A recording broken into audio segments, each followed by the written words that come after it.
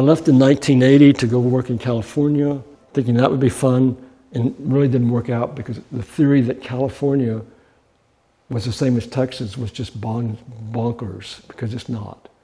And people don't feel like Californians. A few do, but they don't in the same way.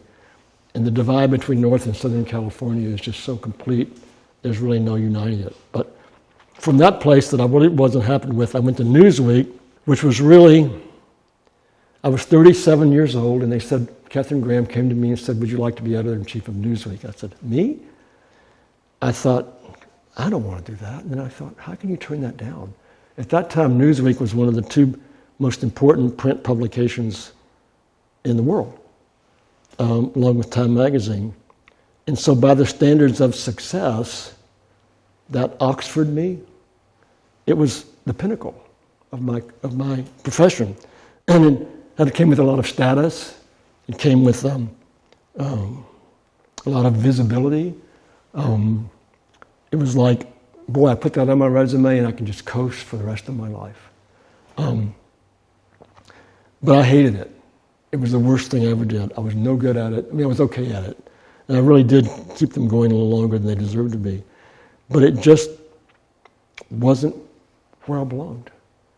There was none of that feeling we had at Texas Monthly. It was more like going from, if I'm thinking about the movie analogy, it's going from making a movie, which is here, to running a studio, which is there.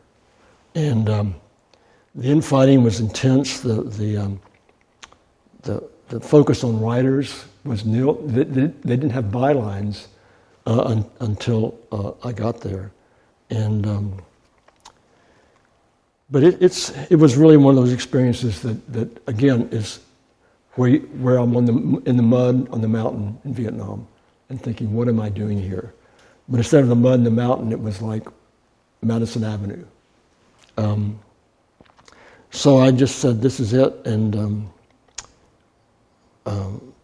I quit. People say, are you crazy? Nobody quits a job like this. And what are you going to do? You must have a plan once you're in the job. I had no idea what I was going to do. I had no idea what I was going to do. And one of the things I did, actually, was I went back to Vietnam and wrote this story called Why Men Love War, which we'll talk about down here.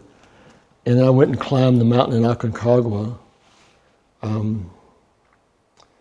where I had one of my near-death experiences. I got this guy and I got lost in the snow coming off the summit, where we stayed to bury an Argentine climber who had died up there, and they couldn't bring him down, so we buried him in the rocks. And we were coming off. We were the last ones off, and it was getting dark, and the snow was coming in, and we got lost. And we were trying to keep each other awake and occasionally yelling to see if anybody, because there were crevasses and we didn't want to go down at night. So another team came around the mountain, and we were yelling, and they called, and so we came and joined them, and they took us down to camp. But during that time, I was seeing all kinds of visions that I'm only now making sense of.